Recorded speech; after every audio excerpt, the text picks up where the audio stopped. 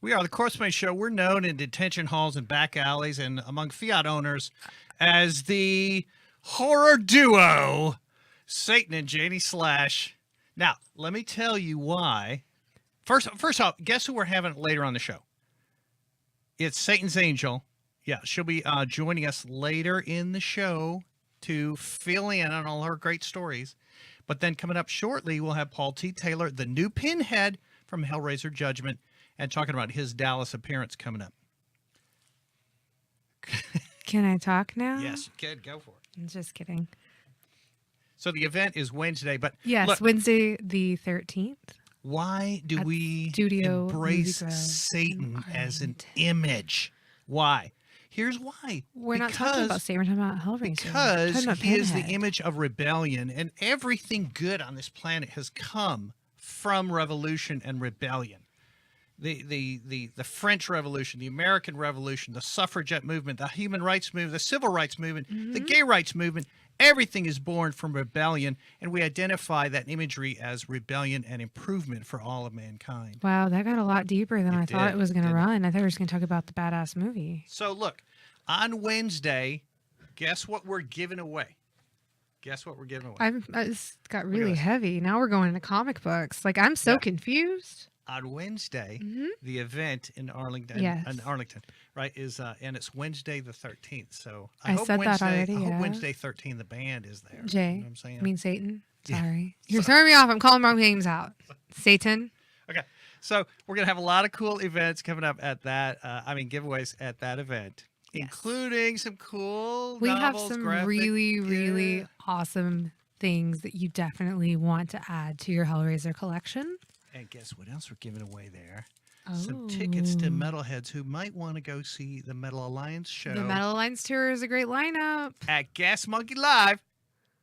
Yeah, that's on the 20th. He's on that lineup. He doesn't even, I didn't even know he had these. Here is one more cool thing we're giving away. Ooh, featuring Overkill. It's at the bar and grill and grab yourself a lovely Look at this, Janie Slash. dinner. This is the Scarlet limited edition box set trilogy. It's actually 4 discs, plus a big book that we'll be giving away. Multiple copies of this. We have 2. On a Wednesday. On Wednesday at that event. Included, it's a 4-disc limited edition. Contents, Disc 1, Hellraiser, Disc 2, Hellbound, Hellraiser 2. I love Hellraiser, Hellbound. Disc 3, Hellraiser 3, Hell on Earth. And Disc 4 is the Clive Barker Legacy limited edition exclusive. And there's a 200-page book, Damnation Games, limited edition exclusive. Yeah, so we're giving Retail that away. value is like $125, right and you can win this for free. Yeah, just attend the event on Wednesday, September 13th. I believe the movie starts at 7. Yeah, but the events start at 5. And the event is 5:30. And the event is free. We are limited to 100. Free. We are limited to 100 wristbands, so make sure to show up early and get your wristband. It is free, but you will have to get that wristband to get in. So if you show up late, you'll be very sad because you won't be able to get in. Now, so I go ahead, Ziggy. How is it a raffle that these are going to be given away? Trivia. So brush up on your Hellraiser trivia, and you can win a prize. Trivia contest. All right. So I had the pleasure of a great conversation with Paul T. Taylor, who is the new Pinhead. Who will also be at the event signing autographs. Thank you. He will be there in attendance, live and in person. Signing autographs. Yes. At that event. You can meet him there. And he's the latest Pinhead. But let's jump right to that because it was a great, open, honest, raw conversation. He didn't hide anything. Very open. about playing this new role and a lot of things in his personal life and I'm his, and excited. his professional life. I'm excited. Wonderful interview. This Pinhead. Hey. Don't answer the phone that way. I need to just tell you up front that we are recording this call. Is that okay? That's perfectly fine. Yes. Good deal. And we'll play this on the Corpsepaint show Sunday evening, and just kind of build up some excitement, I hope, for the Wednesday event, Hellraiser 30th anniversary free screening. Free. Free. Do not be there. Right. And then you have money to buy an autographed photo of me. yeah, you can buy a Paul Taylor photograph, and you'll be there to autograph. Buy a photograph, and you'll be there to autograph it. So Exactly. That's my posse of one. Good. Oh, okay. Or two. We'll see. I don't know. Now, I do appreciate you talking to me and the Corpsepaint show and helping us kind of raise awareness for this cool event. And I want you to know, Paul, that this is actually 30 years exactly this week when that movie was, yeah. I'm aware. It's so cool. I mean, when I first read that, I thought, well, maybe that's why they haven't released it yet. Would that be perfect if they released it on the same day on the 30th anniversary? That's not happening, but Yeah. you know, I mean, I hope that the release of my film, you know, is being planned delicately to have to come right after the third. But you know, the 30th anniversary is a big deal for so many people that I don't think that a new film. I think that they probably got some kind of plan going. Who knows? Yeah, good. I know we're Good. not. Yeah. Well, there is a 30th anniversary. Friday the 13th in October. If I'm not, I know. Yeah, so I mean, I'm just saying. It'd be awesome. I don't know. You know, if I were Dimension Films, I would be doing some of the. Of course, they don't own the first film. That's the problem. Right. If they did, then I would say you gotta get the trailer out there to go with a screening of the original film. That's what you do. You put out the trailer. Surprise! Yeah. But I'm not them. So. So, and just for the record, you're referring to Hellraiser Judgment, starring Paul Taylor, the lead, Cenobite, Pinhead, as you said. And can we talk for a moment about your experience doing that and filming it and making it and being that character? Absolutely, yes. All right. Yeah. Now, I get the impression that Pinhead is always very regal and chill, but cold. And so, when you put on this mask, did you become someone else? I did feel, I mean, not immediately. I had to get used to this foreign substance glued to my entire skull first. But when I got a chance to look at it close, because I'm basically blind. I have terrible sight. So while they're putting the makeup on me, I'm not wearing contacts or glasses, so I can barely see in the dressing, in the makeup chair. Barely see what I look like until he takes a break and I lean forward or something. But when I got over to the trailer, that's kind of when it happened. I dimmed the lights and I had a big mirror there and I made expressions, and that's kind of, spoke several of the lines, and that's more, experimenting, seeing what the makeup could do. And there was a point though where I just looked at myself objectively, and that's sort of when it happened, because it had to, I had to see that monster that's not me. I'm obviously playing it, but it's not me. So yeah, there was sort of a transitional period. It wasn't immediate. I had to first get used to the idea.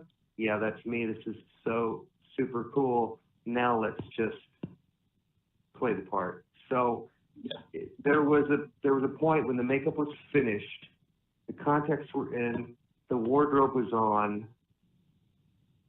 Somewhere in there, I just completely did what, I think any good actor would do. many might argue they may not have the same sort of technique I do, but they just sort of crossed over and had all the power and didn't have to I didn't have to give anyone, any person or anyone there, anything to be terrifying. I mean, walking from the trailer,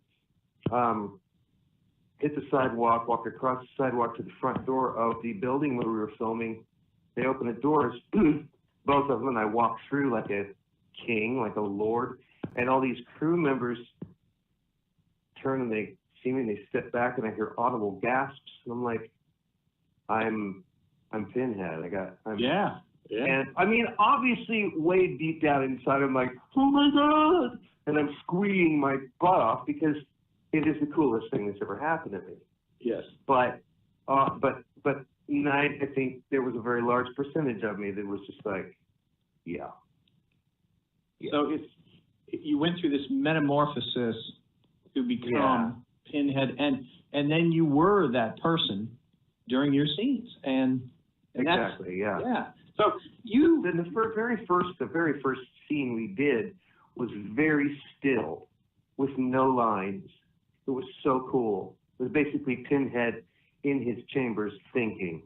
And I've never seen in any of the Hellraiser films, I've never seen before some of the stuff that Pinhead does in this film. And some of the things that happen to Pinhead, I mean, to the character of Pinhead, have never been done before. And something really does happen to him, and it's major. I'm not going to go into it, but it's a change in character, and I thought that was so cool that that's in the script. You'll have to see the film to find out what it is, but it was really exciting to me because so many of the sequels, nothing like that happened. It was just, well, here's Pinhead. Here's the reason it's a Hellraiser film, and he's doing his thing, but he's not really. There's no arc here, In this film, Pinhead really does have an arc. It's very cool, which is interesting because a character like Pinhead, in a way, is unchanging because he is a demon, but he also used to be a human being. So it's underneath that he is a human being, but he's immortal. It's so it's fiction, so of course you can't really logically explain it, but you can. What's the word? Can't think of the word. You can scholasticize it. That is not the word. Anyway. Well, I know what you mean. There's a very simple word. I just can't think of it right now. I usually go to suspend disbelief and just. Yes. Yeah. That's what you do. That's what these fantasy horror films are all about, is suspending your disbelief so you can go there and believe it. We want to dive in. And so I can tell from you that you feel that this does the franchise justice. I think it does. I mean, nothing is ever going to be better than the first film. It's not possible. Clive Barker's not involved, and the second film. I mean, they were just brilliant, and they went together beautifully. And Clive Barker was there, and he created all of it, Too many years have gone by for that to be recaptured, I think. But having said that, Gary J. Tunnicliffe, who wrote and directed the film and has been on the makeup and effects team for those films since the fourth film, he was involved with Clive Barker from the third one, but he wasn't on the films. I think this is right, until the fourth film. He's obviously, his heart is in, and he is a huge Clive Barker fan. The script does. I think he's probably read every single Clive Barker book ever written. Everything. That's quite a few. Pinhead. Yeah, it's quite a few.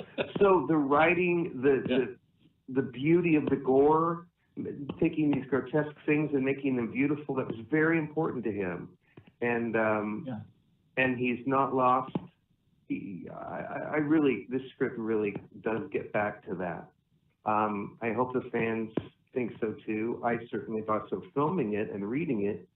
I haven't seen it, so what can I say? Is filming complete? Yeah, it's been complete. The movie has been in the can for over a year. Okay. We're just, and I don't know how any of that works. And nobody in the studio has ever called me, contacted me, let me know about anything. I'm in touch with Gary. I'm in touch with Mike Leahy, sort of, who was the producer on set. And I'm in touch with some of the wardrobe and makeup people and the effects people who did my makeup and stuff. But and some of the locals from Dallas and from Oklahoma City. But other than that, really don't know anything. I get my information from those people. I think I get more information than they do because I'm once in a while I'll just frantically search. Not frantically. It's not frantic. I'm casual. I used to be frantic. Now it's like, okay, all right. I don't know. The answer to the question is I don't know when it's coming out, Right. and Well, I don't have any information. Fair enough. Fair enough. And so we're not going to press you on that. Of course, we just hope it's soon. You hope it's soon, and Oh, yeah, I do. there's a rabid fan base, as you know, and I know. It's crazy. I mean, I didn't inherit Doug Bradley's fans because Doug Bradley's fans are Doug Bradley's fans, but I inherited Hellraiser fans who will give the new Pinhead a chance, and it's pretty amazing how serious and yet fun these people are. I mean, the people I've met at conventions so far, I love the convention life. If Hellraiser Judgment's the only Hellraiser I ever make, well, at least I have Hellraiser Judgment, and I have a reason to go to conventions. Yeah. And that's so much fun. Yep. It is so much fun. I love it. I heard you use the British accent in your role.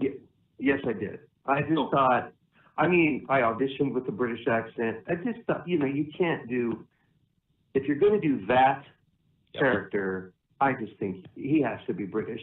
Yeah. You can't get away from it. Doug Bradley, come on, Clive Barker, the British, it was a British film in the first place. Yes. I think getting away from that is a huge mistake. Now, if they were to do what some of the comic books and novels have done, where they've destroyed, or Pinhead, the mantle has been passed to a female or to a different character or whatever, because anybody can be made to be the Hell Priest. It just takes the higher power to do it.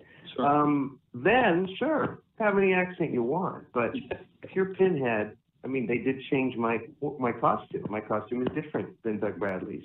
A new design. I don't really know the reason for that, but I don't think it has to have a reason. I think it's very cool. I've got this big chest gash, but I'm still that Pinhead, or am I?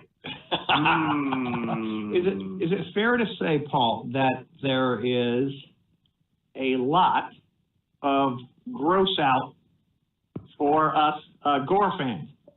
Yeah. Good. Yeah, definitely. The three Davids, that's the David Fincher, David Cronenberg, and David, of course, I can't think of the third one. Lynch? A lot of TV. Yes, David Lynch. These are the three Davids. These are the inspiration that Gary took in directing and doing this film. Yeah. So, and the original, stuff. But, the glory, the beauty of a river of blood pouring out of someone or whatever. Yes. That's in there. It's not, Gary has always been like, more blood, more blood, more blood, because that's what Gary Tunnicliffe. Right. So, he's slightly retired from doing effects now. At least he wants to be, because he sold his business and moved to Romania, where there's a lot of film work, and he's working as a writer and a director and a musician. well, good. Cool. And he's just sort of like, okay, that's another life. It's a new chapter. So yeah, but he's known for that, and that's definitely in there. So connecting some implied dots, I get the impression there's a truckload, or maybe 2 truckloads, of gore and blood flowing through some scenes. I would say that's true. And reading the scripts, some of the descriptions of what happens to some of these people, it's like, oh my God, you're a sick man. You know, and I can't wait to see it, especially the first person who is victimized by the serial killer. I can't wait to see how they did it and how it looks. It's just going to be so great. So there's a murder, there's a serial killer, and there's a serial killer, and then there's sort of this chase, or I don't know, I'm guessing here, to try and solve or capture, sort of, right? Exactly. Yeah. There are a lot of people who want this serial killer, and they're not all people who want this person, you know, under their control. Yeah. You know, whether it be the law or whether it be hell or whether it be another place. Or other dimensions or Or someone from another dimension that has never been in a Hellraiser film before. Oh! I'm not saying anything. You're a tease. It's really a cool. I am. Isn't that my job? Yeah. It's a really cool script. It's a really cool script. And things happen. Things happen in the plot.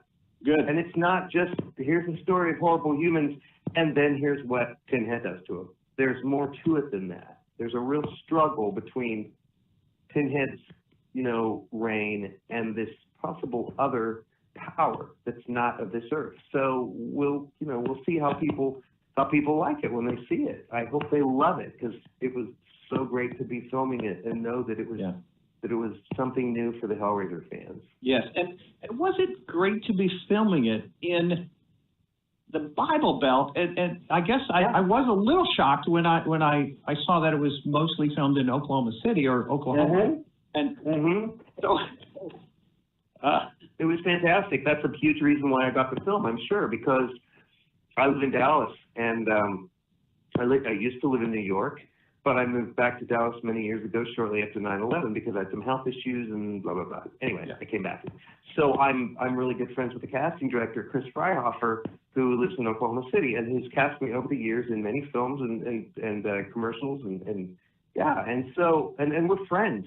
And he knew from knowing me that I would, give a really good audition and love to audition for the role, for this one and the other role I auditioned for. And so when I decided to make it the best audition I've ever had, that's when I think I nailed it, as it were. I just was like, this is the opportunity I have been waiting for and hoping for and actually chanting for. I mean, I really believe in manifesting your own, what you want. You have to manifest it. You have to put it out there in the universe, or it's never going to happen. You have to believe it's on its way. You have to believe it's already here, you know? That's right. I believe in all that stuff. I do too. And call it witchcraft or whatever you want, you know. There is an energy there, and you can grab it. You can bend it. You can affect it. You have to just be willing to believe it. And some people are so tied up in, the world is hard and everything sucks, and I have a job and it's going to be like this forever, and I don't have a relationship and I'm miserable. And it's like, well, as long as you keep saying those things, yes, you are all of those things. That's right, because you're constantly telling your subconscious what you are. And exactly. This is what I tell people all the time. Negative self-talk is the most destructive force on this planet. You're exactly speaking my language, because that's exactly it. It took me getting a therapist. Finally, it's my second therapist. I had one in New York City too, but it took getting a therapist in Dallas to get me doing that manifesting and getting rid of the negative self-talk that I've been defeating myself with my entire life. And you have to be in the right headspace to be able to accept that this is what works. And then I saw it work. I never would have gotten this. Yes. I might have gotten the opportunity, but I would have looked at the opportunity and said, this is never going to happen. Right. In fact, That's what I said at first. And then I stopped for, after, I don't know, 5 minutes, maybe 10 of doing that, just going, oh, this is ridiculous. I have to learn all these lines. And I thought, Paul, what are you doing? This is what you have been working at to introduce this into your world, this kind of opportunity. And look how perfect it is, because I'm a huge horror fan. I have loved Hellraiser since the very first film. I think Doug Bradley is amazing. It's like, what? This kind of perfect casting for me. I'm talking about this is the perfect role for me.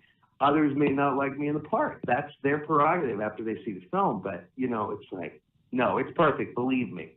A kid who grew up, all I really wanted at Halloween was to be grotesque, scary, and unrecognizable. That's all I wanted. And you got it. I know. Yeah.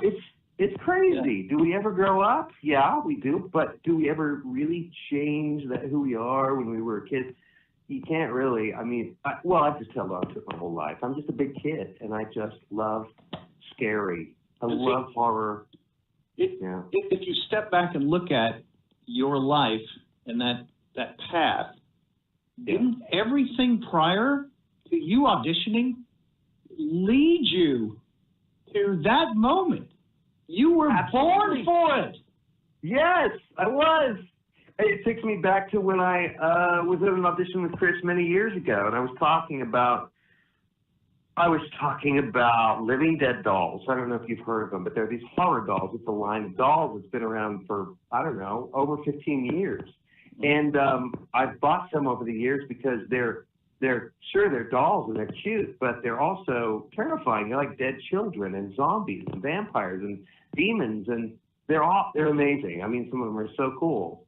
And now what's really funny is this year that company put out a Pinhead doll to celebrate. I mean, it's actually got Hellraiser 3 Hell on Earth. I think that's because that was the license they could get. I don't know how that all works, but so that was a Pinhead Living Dead doll. Anyway, I don't know. I lost my train of thought there. I was going someplace with that. Well, was this something that was sort of mentally conditioning you, that you saw this doll? Are you saying that then demon?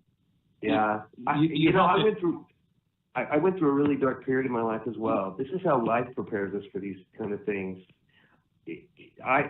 Shortly after 9/11, I got serious emotional and health problems, and I thought it was just PTSD. Anyway, I moved back to Dallas because of all that. I had tinnitus, and I thought I was going crazy, and I couldn't take it anymore. The survival mode of being in New York City, I just couldn't do it anymore. So I came back, something I never expected to do. Shortly after that, I discovered I had hepatitis C, and who knows how long I'd had it. And many years went by with me feeling fine, because I did get back in order, and my hepatologist said, the scarring is minimal, the current treatment only has a 40% chance of working. If it doesn't work, then it can make it worse and harder to cure later. So go on with your life. So I did, and I kept it a secret, and nobody in the industry knew. Then I started feeling bad about 7 or 8 years later. I started feeling terrible. I was suffering. Suffer. The word suffer. I suffered and suffered and suffered in silence. I was holed up in my house in the dark, watching films and eating frozen pizza, getting fat, being depressed, hating the business, not wanting to be in rehearsal, not wanting to be with people because I felt like I had the flu all the time. Anyway, fast forward a few years, I finally, the same week that Osama bin Laden was killed, I went back to my hepatologist and I said, listen, I've been gathering pills. I am going to kill myself unless you can help me. She said, you must have heard about this new drug that's on its way to the FDA. It's cured people. Do you want to do a drug trial? I said, oh, yes. So I did the drug trial, and it cured me. Sure, I wasn't prepared to have my life back, but after, I got cured, a few years went by, I started getting it back, I got this therapist, and then we're back on track again, and then I get Pinhead, who's all about suffering. So we use that stuff in our life, the really dark periods where we're just down at the bottom and we think there's absolutely no hope whatsoever, to come back from that and to now have this when I'm in my 50s, and to be able to go, wow, there's another chapter ahead of me. I mean, it's just such a cool thing. It is. Sorry, that was a bit long-winded, but that's the shortest I've ever taken to tell that story. But well, no, that's a tremendous story. That's a tremendous story, and here's how I kind of say it when you talk about mental power and putting yourself there, and the power to create your life and your future is, and this is what I tell myself all the time: where the mind leads, the body will follow. And that's kind of been my mantra, Yeah, absolutely. Absolutely. And with me, it's also a matter of realizing that I'm safe.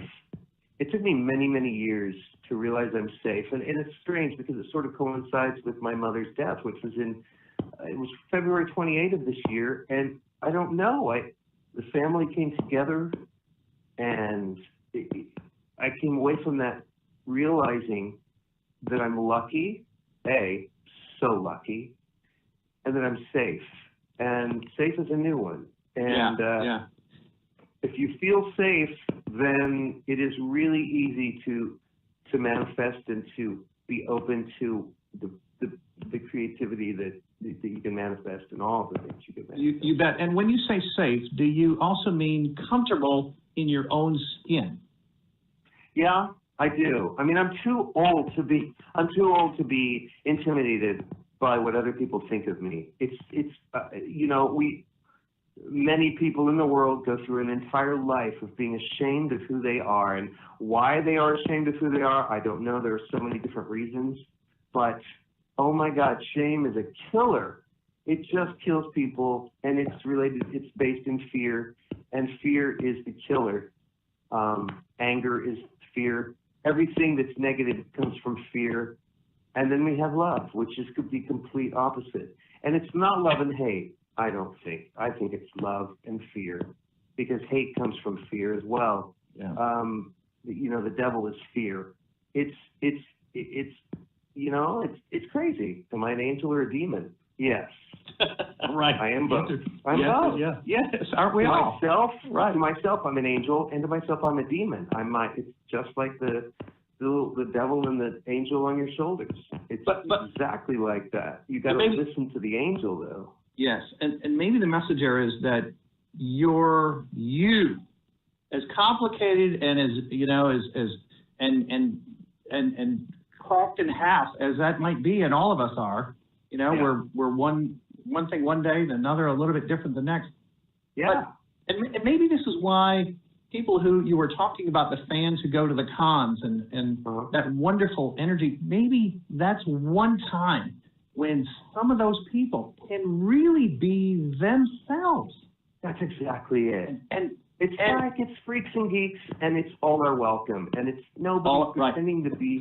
I mean, the cosplayers, sure, let's pretend, let's go there, let's be an adult on a weekend and just be a child, and everyone should be accepted at these conventions. That's what it's all about. We all just want to be ourselves, and if you're in a corporate job in a cubicle, you're supposed to conform, and you're being judged. And being judged and watched, and you're supposed to conform and toe the line, but at the horror convention, hey, no, none of that. None of that. I have found it to be so, the horror crowd, the people who've come up to my table, they have just all but embraced me. Yeah. Good. It's been just so beautiful. I'm like, I did not expect this kind of, it's like I found my tribe. I thought years ago that my tribe was the theater. It's the theater people, because that's where I started, was the theater. And it's where I first felt like, I'm free.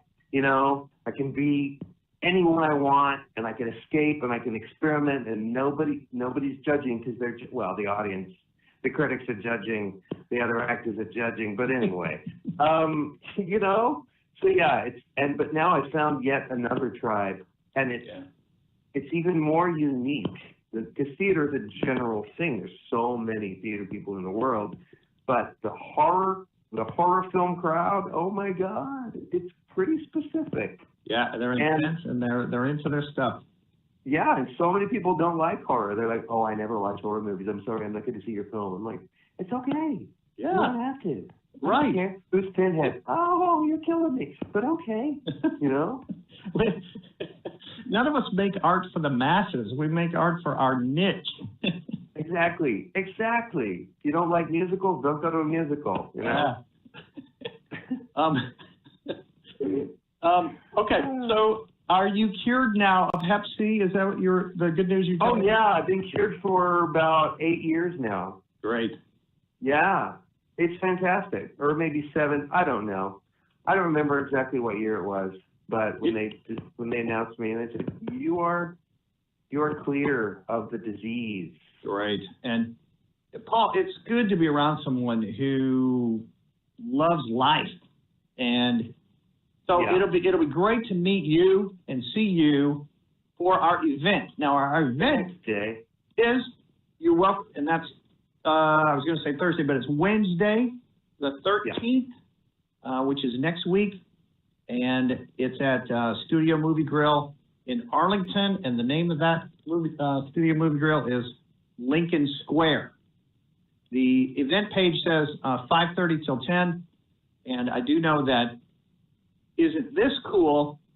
We, the Corpsepaint Show, along with the other co-sponsors, are giving away a couple of editions of that Scarlet Trilogy box of DVD/Blu-ray.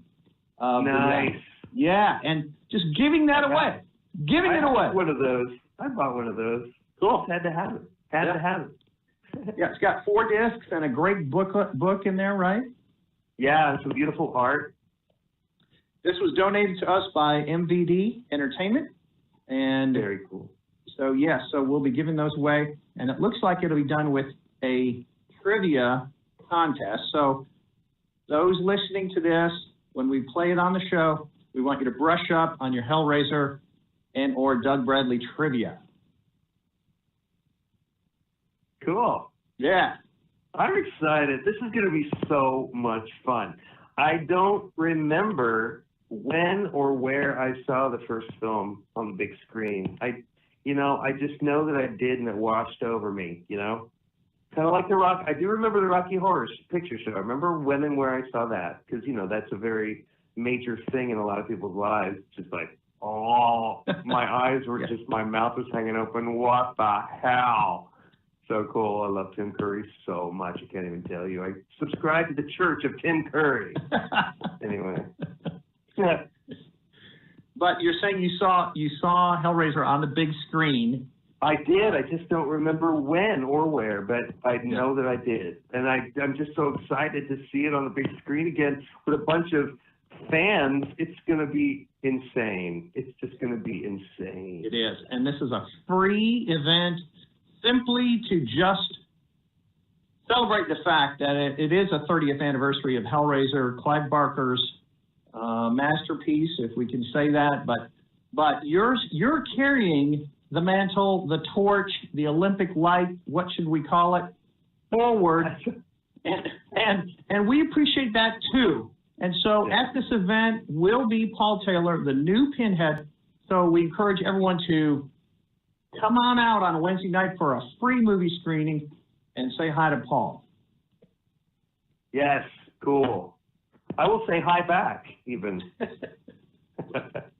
Oh, you tell a great life story, and I would love a chance to talk to you more. Maybe we can do that Wednesday the 13th.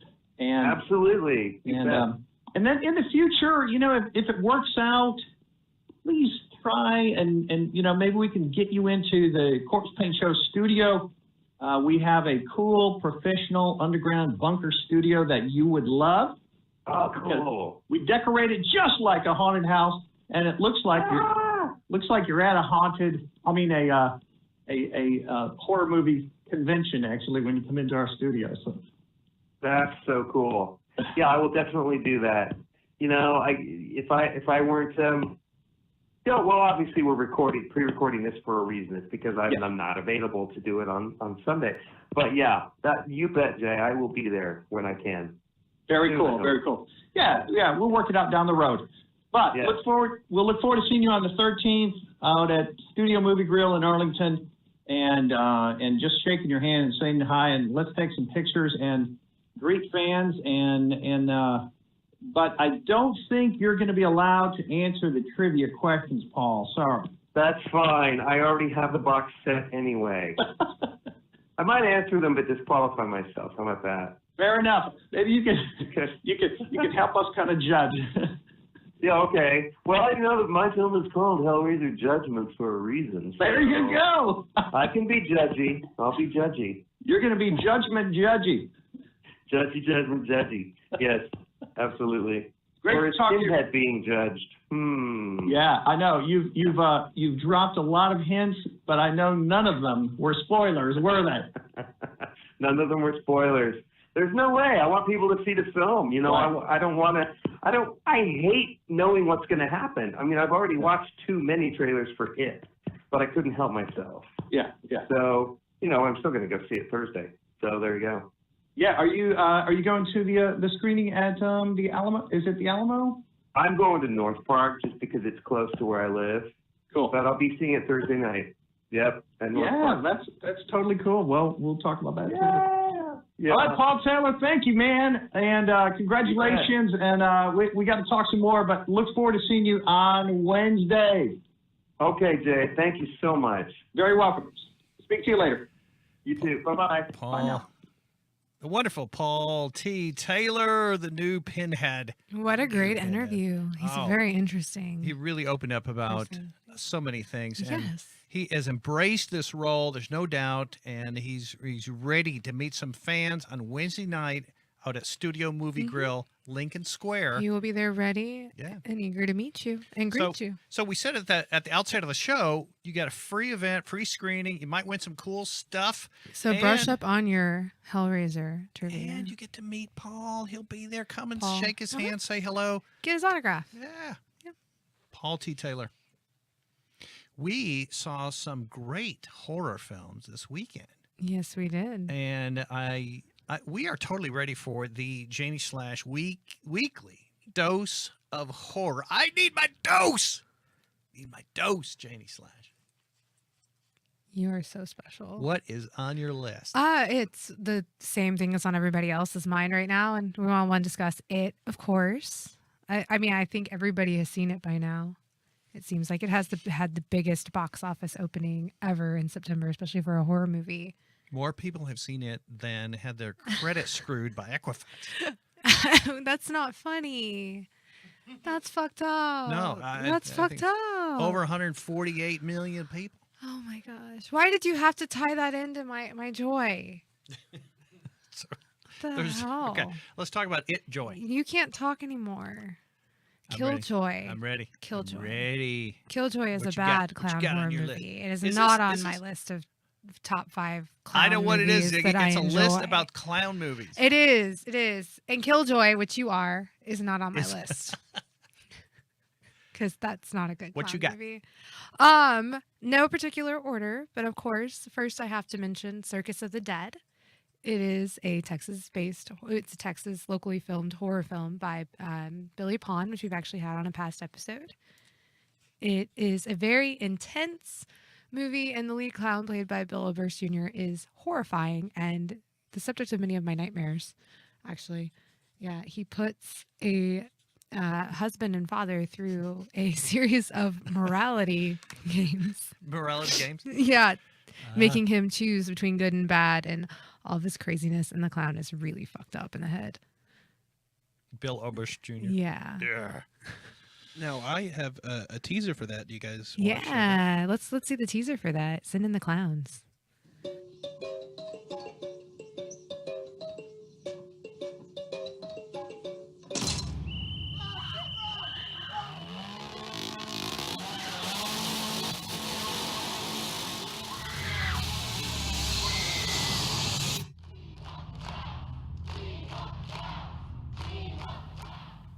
Very cool. It gives a whole new meaning to the circus coming to town.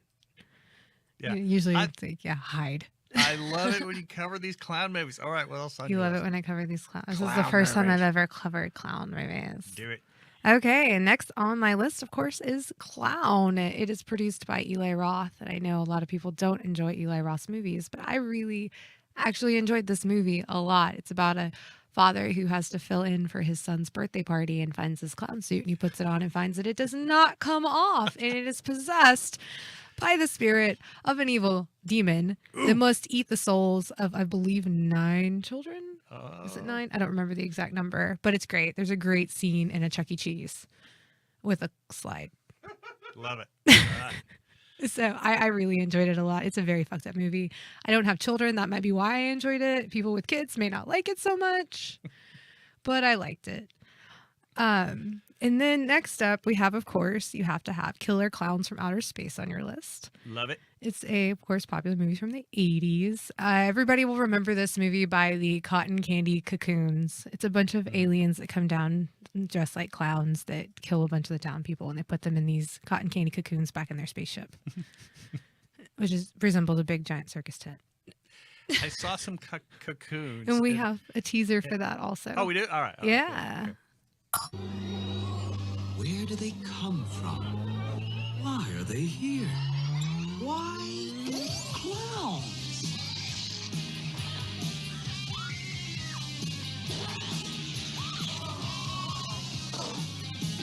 You'll laugh your head off. Killer Clowns from Outer Space. It's crazy. Rated PG-13. Starts Friday, May 20th at a theater near you. Of course, that's more of a comedy. It's not necessarily a horror, but it's still enjoyable and still has killer clowns. And gore. And decapitation. It's PG-13. There's really no gore. Right? right. Yeah. Okay. Okay, and then I have a movie, probably my least favorite on the list, but still a good one, is Stitches. Okay. Which is about a clown that's killed at a birthday party that comes back for revenge. Stitches. Yeah. Oh, there we go. Okay. Yeah. I can't give you much more than that. All right. Gives away So too he much gives of the you movie. stitches. Yeah. clown. Don't Gotcha. kill your birthday clown. He'll come back and he'll get you in the end. That's the moral of that story. I'm just kidding. And then I have The Last Circus, which is kind of a drama horror, but there is violence in there, and it's pretty much about a love triangle between a happy clown, a sad clown, and a trapeze artist. All right. Yeah, it's a good one. Sort of like Scarlet Divine. Sort of like Scarlet Divine, if I know who you're talking about. All right. It The is. Last- She is an aerialist. Yes. And was she in that movie? No. No. Okay. And then I have 2 honorable mentions, which are actually more TV. We have the Masters of Horror episode, which is, I believe, Ice Cream for Ice Cream. Yeah. And it was, it's pretty good. It's about an hour long. It's, it wasn't necessarily made for TV, but it was Showtime series. But yeah, it's about a killer clown that has an ice cream truck. And then my favorite from my childhood, of course, is Are You Afraid of the Dark? The Tale of Laughing in the Dark, which Tale of has Laughing, okay. Zeebo the clown in it, in his nose. I had so many nightmares. That's pretty much that and it are what ruined me on clowns. This is a good little clown He was movie education. horrifying. They go through this haunted that him? house and Is they, that him? yes, it's Zeebo the Okay. clown. They took his nose and he comes back to get it. Yikes. It's horrifying. Yeah. He keeps calling. He's like, I want my nose. Or I don't remember. I watched it recently about a year ago. But yeah, that's definitely my favorite. That's the one that I always remember. That one, and not clown related, but Are You Afraid of the Dark episode is the one with the thing in the water that you can't see. Yeah. It's like the scary skeleton that like got the kids. I don't remember it too well. I have the box set. I'll check it out. But yeah, those are the clown movies that stick with me, and they're of course some of my favorites. I love clown horror movies. There's several more that you can check out. Those are just my top 5. That's an excellent, Other than excellent it. segment, Janie Slash. And so there's a lot of people who probably are not fans of a big Hollywood production like it. And you just named 5 or 6 or 7 really cool alternatives Yeah, that are we have- more underground. Yeah, you have foreign film because Last Circus is foreign, and then you've got an 80s kind of cheesy, which is Killer Clowns. Stitches, it's more independent, and then Clowns more independent. Circus of the Dead. Circus is of an the Dead is independent- very independent, made here in very Texas. well made, Yeah. very well acted. I highly, highly recommend you check that one out. Circus of the Dead, Billy Pond. Yeah, Billy Pond's a great director. What a I actually great haven't. I actually interviewed all of them at Texas Frightmare Weekend for MonsterCon TV this year. And Billy Pond is a friend of the show. Yes, he is. He's a great dude. We have a past episode with him on it on YouTube, so check us out on YouTube. Bloody Bill. Man, that's a great segment. I love that. Yeah. I love that. Clowns, I mean, and so many people freak out about them. They have a big thing about them. And yeah, so. We had a love good it. time this weekend. They're going to see it. I really liked it. I enjoyed it a lot. I enjoyed the interactions with the kids. It was really great kid characters, and I liked the focus on it, the relationships between all the children. You liked it a lot. Yeah, I loved it. I thought it was like a fun house. It was fun and entertaining to watch. I mean, some scenes were harder to watch than others, but it wasn't, I didn't find it scary at all. I found it just completely just entertaining. I was entertained. Good. Yeah. And I like when the kids got revenge against their evil, Yeah, evil and sometimes you adults. encounter those horror movies that are just constant shock and they're hard to watch and you're kind of stressed out watching them, which I still enjoy those. But this was one where I just kind of sat back and I watched it and I enjoyed it. Did I tell you that Satan's Angels get joining our show today? Yeah, I know Satan's Angels Isn't that joining cool? our show today. That's Yeah. really cool. We also went go and ahead. saw Creep Show on 35 millimeter last night. R.I.P. George Romero. Yes. That's another, Stephen King who wrote it. He's in Creep Show. One of my It favorite seemed like segments. everything is Stephen King this weekend. Stephen King's great. He wrote so many amazing books that were turned into movies and things like that. Like he's just so cemented in, pop culture. It's amazing. Except for Hellraiser, that is not Stephen King, of course, but he did give the great shout-out quote at the beginning. He said, I've seen the future of horror, and his name is Clive Barker. Yes. So, yeah. Mm-hmm. Agreed. All right. Well, man, that's great. That's great. Good segment. I love all those films, and I like when you talk about all of that. Couple of cool things. We've got, of course, the 4-year anniversary of Deadly Sins Burlesque Inside Show with Responsible Johnny. We have special guest Responsible Johnny and Della Dead Girl Circus joining us. And tell me a little about Responsible Johnny. They're a punk rock band. We actually have had their lead singer, Rob Machot, on a past episode also, which you can check out. And that is coming up this Saturday. This Saturday at Wits End. If you are in Dallas, check us out at D&D Pelham at Wits End. It's $8 at the door. Show starts at 9. Doors are at 8. 4 years of Deadly Sins Burlesque and Sideshow. Well done. 4 Jamie years of Slash. debauchery. Yeah, debauchery. And well done. You put together you made a troupe of burlesque, sideshow, and burlesque performers, and here it is, 4 years. 4 years later, still And, sitting. It's a great, fun, Still raising wild hell. show. And so I tell people it's not your father's burlesque. This is very neo. Okay. Yeah. Yeah. No, I know you agree with that. It's Matrix themed. Yeah. It is. it's very- Sometimes it is. Sometimes it gets kind of that level. Yeah. You're wondering which pill you took. Yeah. I think that's happened. So in 4 years, what has been your personal favorite routine to do? I have 3. Is Godzilla on 3. there? Godzilla, Carrie, and Psycho Killer. See, you can tell by those 3 names, Godzilla, Carrie, and Psycho Killer, that this is a very bloody, gory burlesque, not real blood. Godzilla doesn't have any blood. Godzilla has me smashing a bunch of buildings with my ass. And many people come up to me and go, I wish Godzilla had gone that way. Because Godzilla does not smash buildings with his ass. She comes out on stage dressed as Godzilla and then smashes up this cardboard city that we've created on stage, and then strips off the Godzilla costume. Uh-huh. It's greatness. Thanks. And Psycho Killer is the Psycho Killer routine. But yeah, I have several that I love. But there's one of my troupe members, one of my favorites is she has a Silence of the Lambs routine. That's probably my favorite that's routine I've right. ever seen on that stage. Yeah, you She have even great- has her own little precious. In the lotion. She does it to the Green Jelly song. Or no, not Green Jelly. What's that band that it rubs the lotion on the skin? What's that band? Saliva? No, it's not Saliva. I don't know. Anyway, Hey. it's a really like rare song, I guess. Can I have a couple of shout outs? Sure. Okay.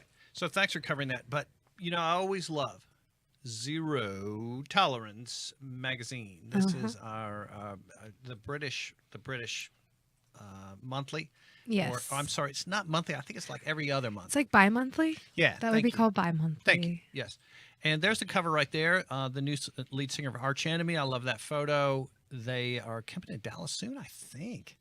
I don't know. And So we support Zero Tolerance, like them a lot, and you get a free CD. Now, Sargeist, let's talk about Sargeist for a moment. That is an album I'm listening to lately, Feeding the Crawling Shadows, and Sargeist is going to be on this show next week. Awesome. It is a pre-recorded. I was there. Are they in studio or it's pre-recorded? It's Okay. a pre-recorded call that I did have with the lead singer of Sargeist in prep for their Mexico dates, which are coming up in October. Awesome. In October. So That's rad. Sargeist Extreme Black Metal. Speaking of Yes. black metal, here's a band playing tomorrow night. They're called Witch Trap. Okay. And it's at Reno's. Oh, Reno's. I love Reno's. It's a gig at Reno's with Witch Trap and a couple of other black metal bands that I really want to get a hold of. Now, isn't that a great graphic or a flyer for a gig? Yeah, Tomorrow. That is graphic. You're right. It's 9/11. You might as well go to Reno's and drink a lot of beer. Witch Trap. Or take a lot of shots. Yeah, and all of those bands, man. And so that's at Reno's in Deep Ellum, Dallas, Texas tomorrow. Yeah, some black metal. Sorry, I was really studying that flyer. Okay. But look, that's tomorrow night, and then Wednesday is Yes. the Hellraiser event, and then Yes. Saturday is your burlesque event. Yes. What a week this is. It's going to be quite an insane week. I and have had- Oktoberfest starts. Yes. Thursday. Thursday. So I've much had beer. way too much caffeine. I am so I know. overly excited. I'm like, come down, because No. you're making me tired. Won't do it. Come down, So, look, come down. Look, I'm just here's kidding. Here's the point. Everything's cool. I'm just really excited about beer. That Wednesday event is just Yes. so awesome, and I really appreciate No, it. it really is. I'm really excited about it. I even bought a dress for it. Here's what we got. Here's what we got to show: the logo for Little Spark Films, who we love and appreciate so much. Yes. And really, it's their event. Yes, they put the event together. They're great. It's their event for Wednesday that we're honored to be able to co-sponsor. Yes. The Wednesday event, and we're bringing some gifts that are donations. Brush up on your trivia, and we'll have a trivia contest there before the airing of the film. The film will start at 7. It's free, but get there at 5:30, and we'll have fun together. Come see Hellraiser on the big screen for free. And meet Paul Paul T. Taylor. Yes, Paul And Taylor. meet us. Because don't you want to meet us? I mean, look at us. And the Corpsepaint Look at this show. face. Look at this face. Look at this corpse guy. The Corpsepaint show will be there. We will be there, along with Paul T. Taylor. Yeah. Okay. So No, I'm sorry. When he cut over, I was like, what the hell is that? And I thought it was like a Godzilla face. And I read it. Okay, this is our special guest It here. looks like Godzilla because I don't have my glasses on and I can't see and it's blurry. That's our special It guest. looks like it's like. Wah. That's one of the burlesque performers Sorry, I that was really random. It's not a burlesque performer. He's being random and accidentally weird. got killed in one of the. That's one not of the funny. Don't say routines. that because people are gonna believe that, and then I'm gonna have that. Just shh. No, okay. Just joking. It's not That's funny. That's my dark humor. I'm sorry. Your humor's too dark. Lighten it up a little bit. So, all right, and it'll be great. All those things coming up this week. Yes. Very, very glad to talk to Paul. And Yeah. so you here's guys what we had should a do. lovely conversation. Now, you're my favorite girl, but my mistress is Satan's angel. Of course. The devil's own mistress. I have accepted that I have to share, and it's okay. Satan's I can angel, share. the devil's own mistress, and she is the queen of fire tassels. Yes. And she's going to join us live now Awesome. via I'm video excited. call. But first, we're going to transition. We're going to bring her on, but we'll transition by showing Paul Taylor's cool video he has online. Awesome. This is I think it's like his audition reel, and I like it a lot. It's very fun and very good. Awesome. I So- can't wait to see it. Yeah, and then we'll talk to Satan's angel.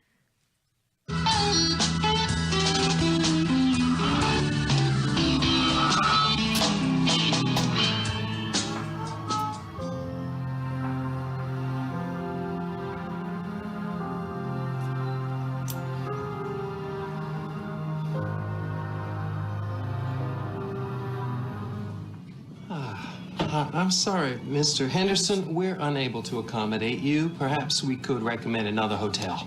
For what, man? I'm in Memphis. I want to stay at the Peabody. Yes, sir, I understand. You've stayed with us before, and apparently that's the problem. It seems that the last time you stayed here, March 12, 1978, to be exact, you hosted a party during which the room and several other areas of the hotel sustained extensive damage. You said you didn't have the money and wanted out. Took a little convincing, but she came around. She loses business, I lose money. I lose money. It's your ass. We clear? Yeah, sure, boss, we're clear.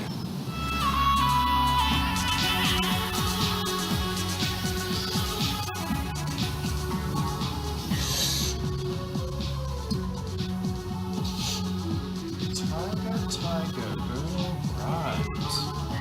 Doctor, you've done so well for yourself. Yes, I have. Look at them all. They lie in the hell like sheep. See, you brought your lapdog. Let's put the claws away and play nice. Sure. Well, how do I trace it without a copy of it? You must keep the original handwritten copy. Indeed.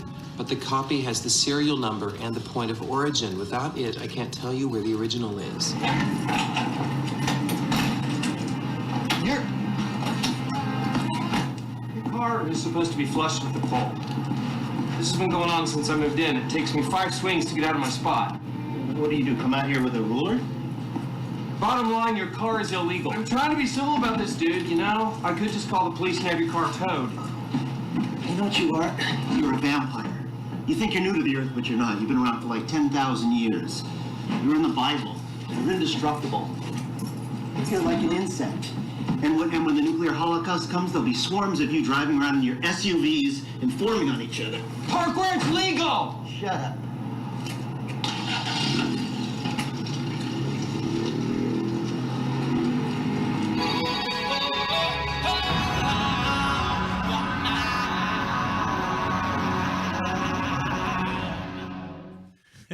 So, I bet you always want to tell someone, park where it's legal. I identify with that scene. Mr. Paul T. Taylor. All right, you're my favorite girl. But Satan's mistress is also known as Satan's angel. Yes. And we didn't have enough time with her 2 weeks ago. We No, really we didn't. It didn't. was just too It was limited too and short. Too short. Way too short. We've got to continue our conversation with Satan's angel. And she's coming to San Antonio. Yeah, for the San Antonio Burlesque Festival like in a couple 2 weeks. weeks, or I'm not sure the date, but I think it's the 23rd and the 24th. Yeah, thank you. Okay, yeah, so in about 2 weeks. Mm-hmm. And that's San Antonio. So we want people to look for San Antonio Burlesque Festival and get tickets and attend that. And you can see Satan's Angel live performing on stage. And you'll want to see Satan's Angel live performing on stage. Something you do not want to miss. That'd be cool. It would be really cool. Darn right. Now, so I wish it was Dallas. I had a good talk with Satan's Angel yesterday. Yes, I heard some of it. It was a very interesting conversation. I Yeah. enjoyed the parts that I heard. I was rhinestoning a bra. The main thing is so I could not that she was just so joyful about how her experience went in London, in Leeds, England, this past a week ago, and how fantastic Yeah, she was it was. talking about that upcoming trip. Yeah. And we got to talk to her about the industry and everything she's doing, and San Antonio, and the great fun she had overseas, and et cetera, et cetera. So absolutely. Hello, Angel. We're looking for Angel. We'll get Angel going. Hey. Are we going to show the box set again? Yeah. I'm pretty sure they've seen the box set. This is worth like, I don't know how many. It's I don't worth know how much. $125. It's like so awesome. This pack. It is really, really awesome. And DVDs of Hellraiser 1, 2, and 3, plus a bonus disc about Clive Barker, and all kinds of booklets and other cool things. It's got a 200-page book, so if you don't want to watch the movies, you can read about them. Or both. Okay. At the so same time, simultaneously? did I tell you my new list What is your new list? of movies coming out this fall I don't know if I that are cool, badass horror films? I don't think. Flatliners. Ellen Page is in that one. I don't know how I feel about that. And The Sound I like Rose McGowan. She's hot. with Rose McGowan. She's a good actress, It's called too. The Sound. I Horror wanted to mo- be her, because she was, Marilyn Manson's girlfriend. And also because she was, in Scream. Blade Runner And she was 2049. in a lot of really good shows and really cool. Blade Runner. I've never seen Blade Runner. Dementia 13 remake. I don't know how I the feel about Francis Ford that. Coppola Yeah, movie. I know what Dementia 13 is. The You can buy remake. it from the dollar bin. Gnome Alone. Which is sad. Okay, this is a new Gnome Alone. Okay. There's already a Gnome Alone, guys. Okay, but we hold don't on. need a new Hold on. Gnome Alone. The first No. Gnome Alone was bad enough. No, wait. No, it was terrible. This It Gnome had Vern Alone. Troyer and it was awful. This Gnome Alone might be excellent. She moves into a house and discovers all the gnomes out in the garden are alive. That's a Goosebumps book. Happy Death Day. You guys talked about that earlier. Hello, Angel. Hello. Hello, Angel. Hello. Why am I still holding this box set? That's okay. Okay. Hi, Angel. Hi. Hi, Angel. I'm gonna put this down. Hi, Angel. We see you now. Okay, we're just We trying to can't get. hear you. We're just trying to get connected on audio. Hello, we can see you. Yeah, we'll bring her on board Yeah, we're gonna get her on here in a minute. Have some audio. because it worked great last time. We'll get her. We'll get her working. Happy Death Day. You talked about that. Yes. It's sort of like Happy Death Groundhog's Day, right? But you die. Oh wait, Groundhog's Day you die too. And I wasn't and a huge fan. That was okay. all right, and then Bill Nye the Science Guy movie. That's not horror. I'm not kidding. I'm not kidding. No, it's not science horror. related. It's The Corpse Paint Show is a friend of science. I like Bill Nye, the science guy, but I don't know about watching a movie. Jigsaw. Not feeling that one either. It's coming up. Where Yeah, is coming up. on here? Where the hell is Texas Chainsaw Massacre? Bitch is sorry. You don't even have fucking Texas name, Chainsaw Massacre It's the on name here. of a movie. It's the name of He's a never movie. called me a bitch, so I know he's not calling me a bitch. And okay, what's the name of the director? It's Mariana Palka. I can't read that. Yeah, I Your think so. handwriting is crap. Death Wish is coming up.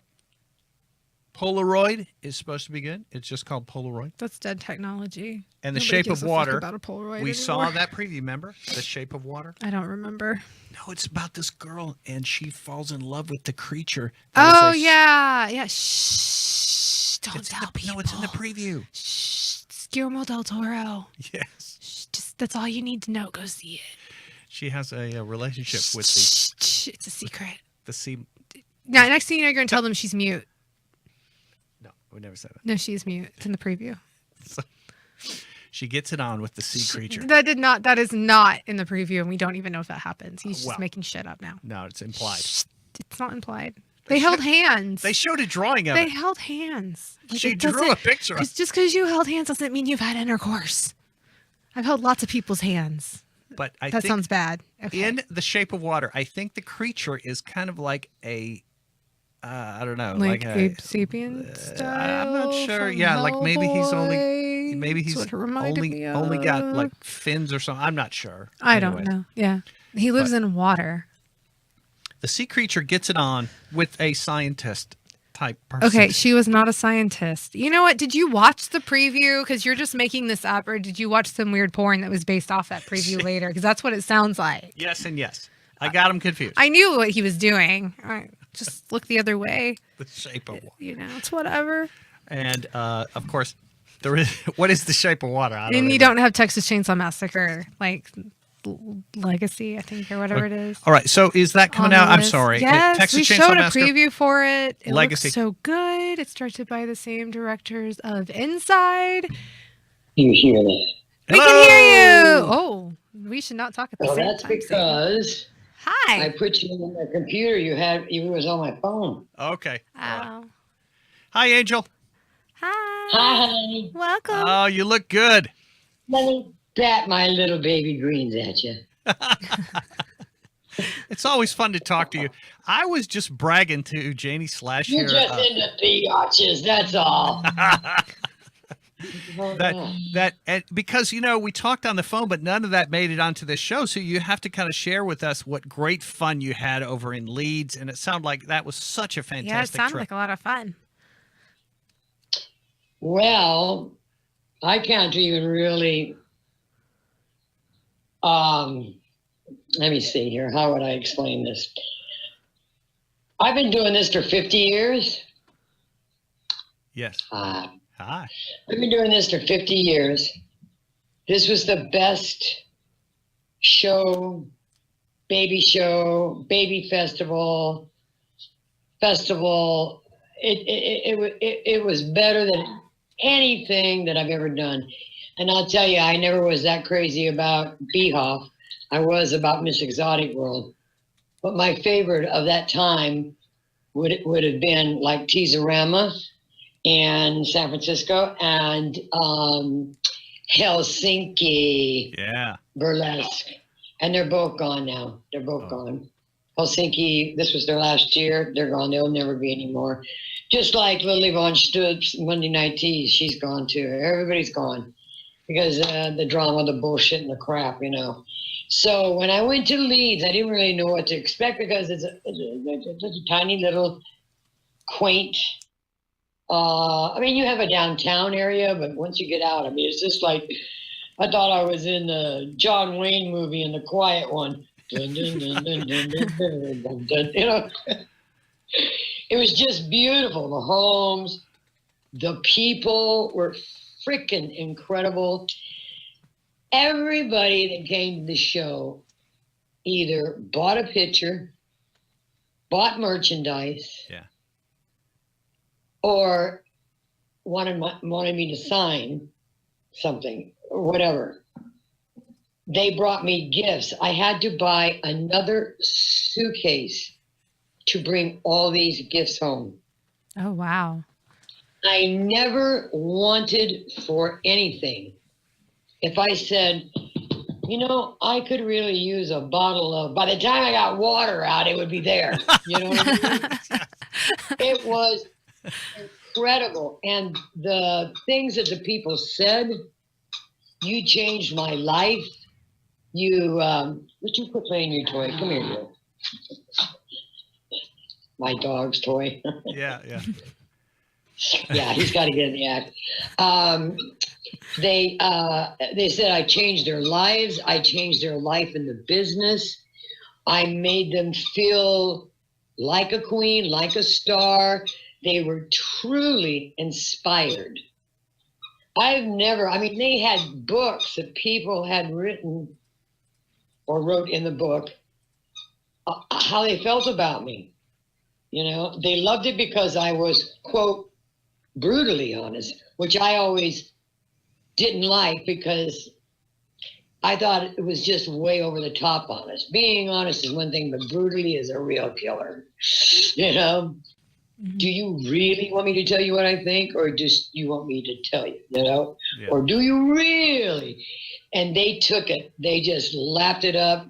The show was fabulous. The producers, there was nothing I wanted. I was in a beautiful hotel, beautiful accommodations. I had all this oral surgery to put my little molar plate, partial plate back there.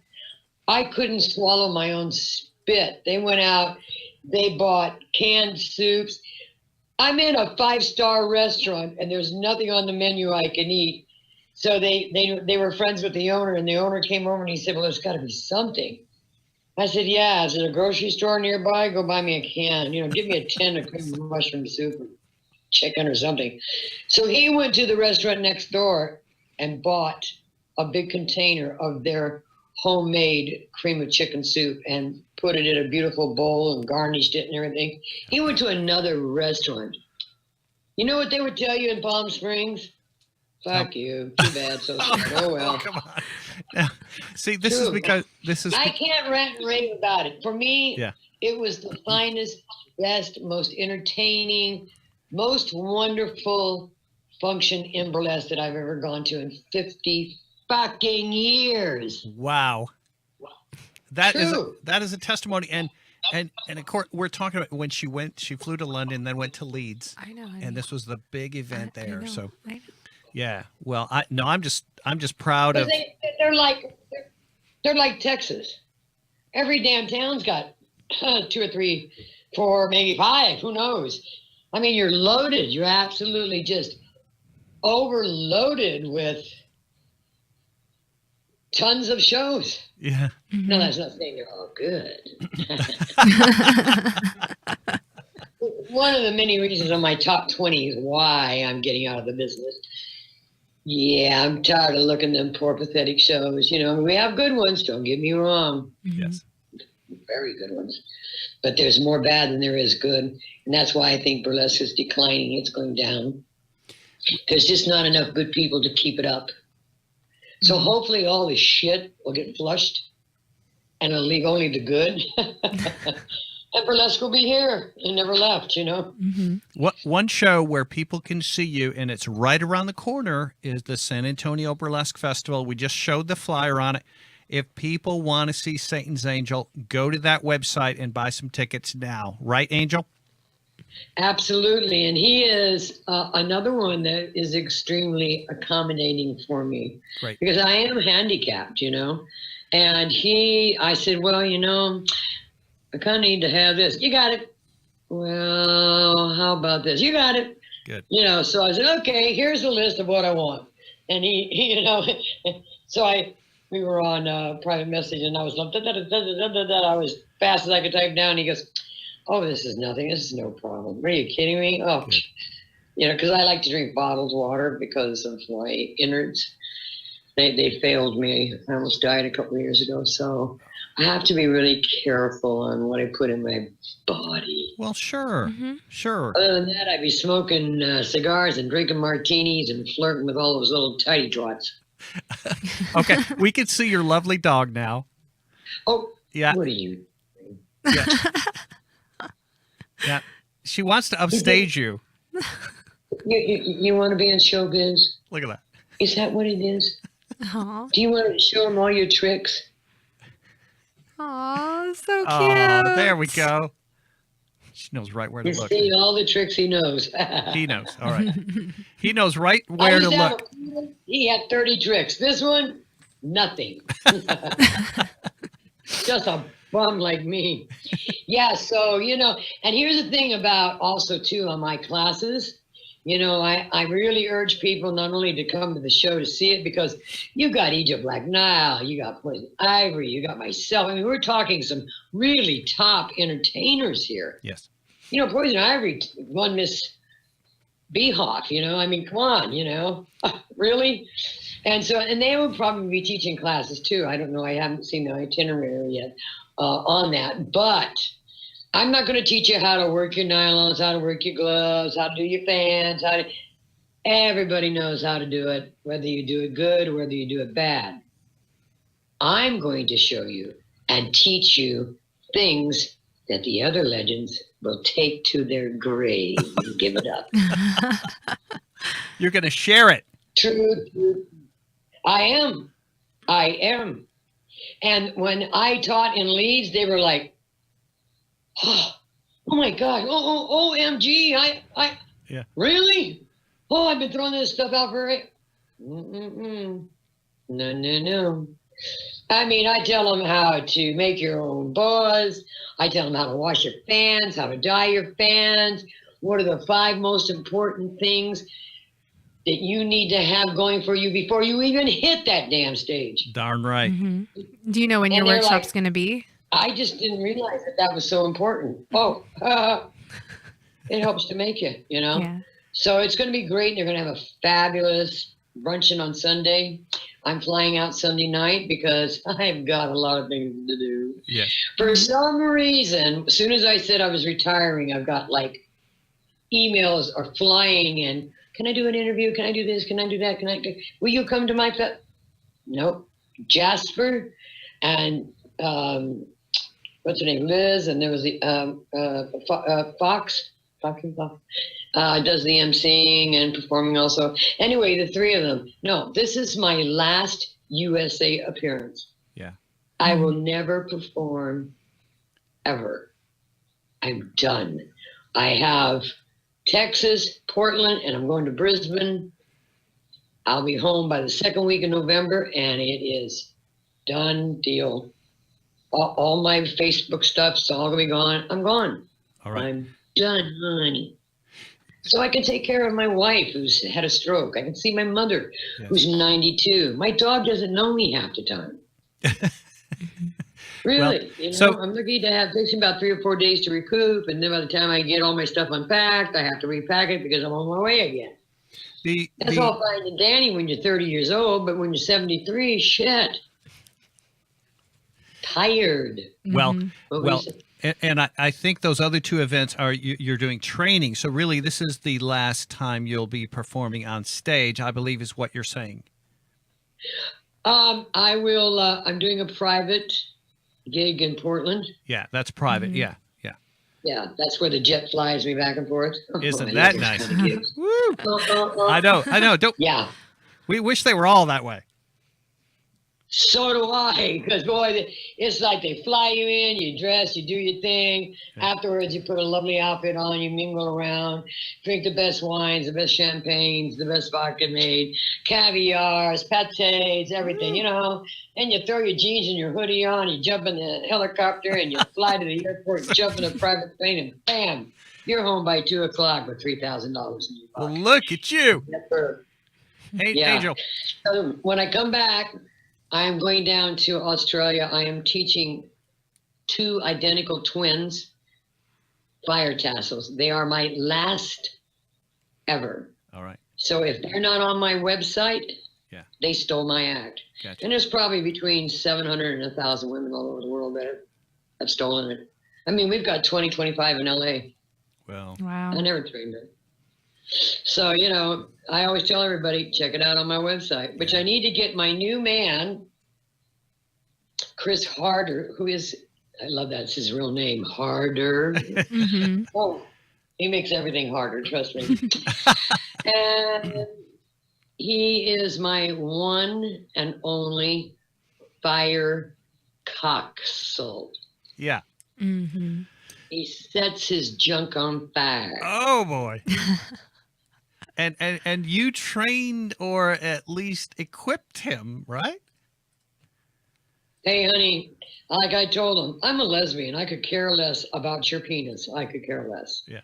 But I have to touch it to make sure that the pasties and things like that, everything, fits. Yeah. And so, I was like this with it. I was like, it was like holding a dirty diaper. I was like, and he looked down at me, right? He goes, will you stop clowning around and just do what you got to do? All right, here, let me hold it. Okay, let me check it. Yeah. It's funny. Yeah. And I think he went out there and he rocked it hard. He did.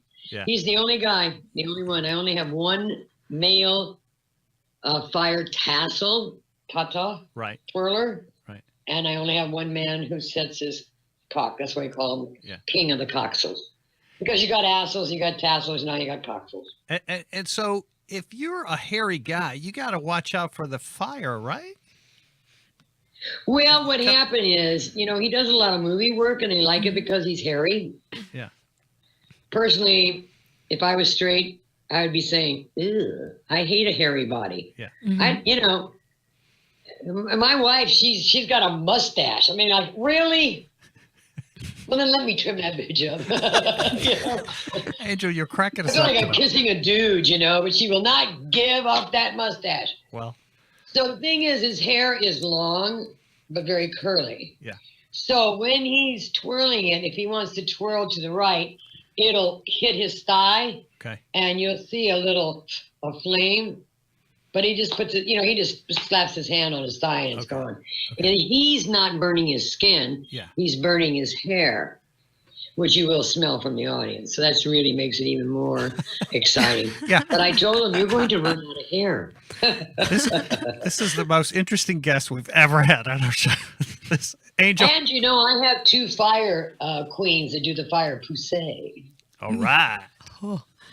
Yeah, I have one in the States and one in Europe, and they set their hoo-hoo on fire. I love it. Oh, boy. Yeah, they found that out when they said, well, Ma, the flames are so little. They're little for a reason. Yeah. If you get them any bigger, Right. you're going to burn yourself. And guess what? They burnt the shit out of themselves. Don't come crying. I already told you. Right. So, in other words, the way you train is the professional way where it's a flame, but it doesn't have to be a huge flame. No, not at all. Yeah. The only reason why I make mine big is because I've been doing them since 1961. Yeah. And when you do shows anywhere from 3 to 12 times a day, trust me, you have a lot of practice. Yes. Angel, let me ask you this. Yes. What would you say to burlesque performers now? You're kind of telling us that you're stepping off the stage. What words do you have for performers these days? Oh, it's the same thing I say all the time. Burlesque is not here to stay. It's not ever going to pay you what you need to be paid. Keep your day job. Have fun at burlesque at night. Go back to school. Go to college. Be somebody. You want to be me at 73? Yeah, there's a lot of legends that look good, but them legends got boob jobs. They've had their face jobs, you know. They've had all that Brazilian butts and silicone. They've had all that shit done. I'm natural. So when I take off my bra is not 20-year-old tatas on a 70-something-year-old body. No, mine go, meow. You know, I tell them, you got to grow up and be somebody. Yeah. Because if you think burlesque is getting kind of strange and kind of weird sometimes and you don't understand it, just think what it's going to be in 50 years, like me. What are they going to be doing in 50 or 40 years from now in burlesque? Yeah. Murdering people on stage? Well, raping little old ladies, stabbing babies. I mean, what are they going to do? I hope not that. That scares me. No, we don't want that. No, we don't want that. You know, but I mean, I'm sure everybody that's political just went, oh, I can't believe she said that. Well, you know what I got to say about your political bullshit?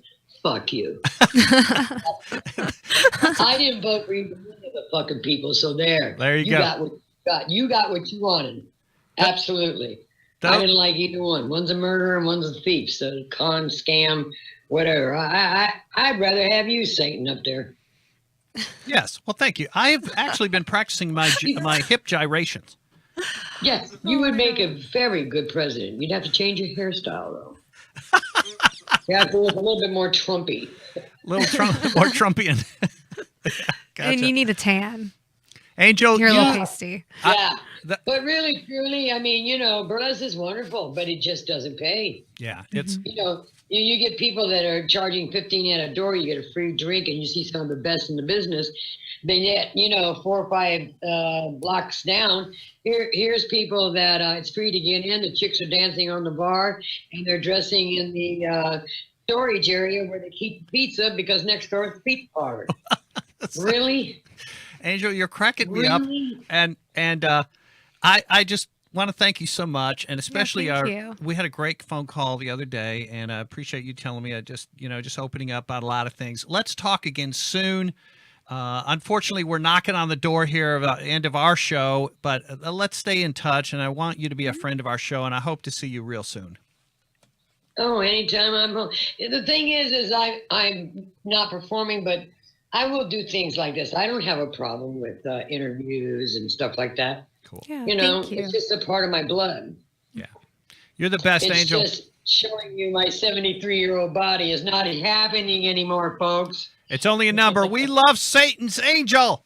Yes. Well, I love Satan and that crazy woman that you're with. Woo! Actually, I like her more than I like you, but what can I tell you? That's all right.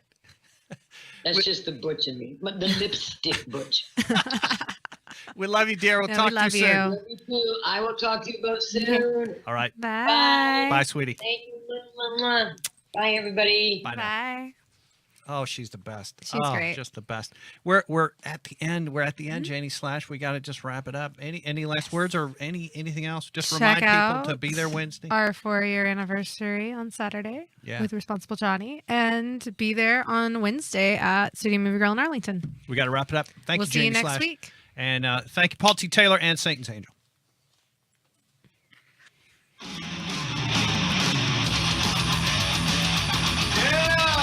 Corpsepaint Show. Every Sunday we're here live. We're going to give you 90 minutes of live, great, irreverent shit.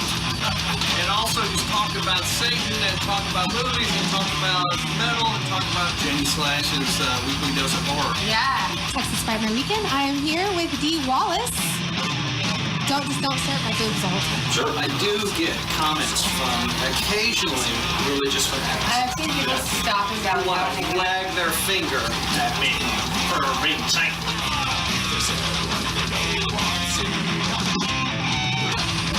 The Corpsepaint Show rules!